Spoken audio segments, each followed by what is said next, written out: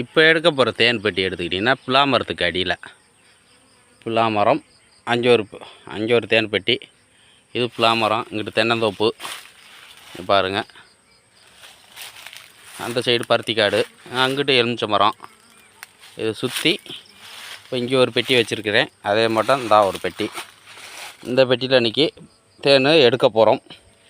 பாருங்கள் பாருங்க, டேங்கப்பா பாரு,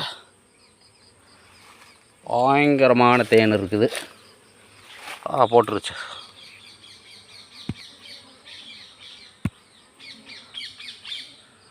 ஒன்று எடுத்து காட்டுறேன் எப்படி இருக்குன்னு பாருங்கள். டேங்கப்பா, தூக்க முடியல. ஓ சே சே சே சே சே, அதுங்க எப்படி இருக்குன்னு.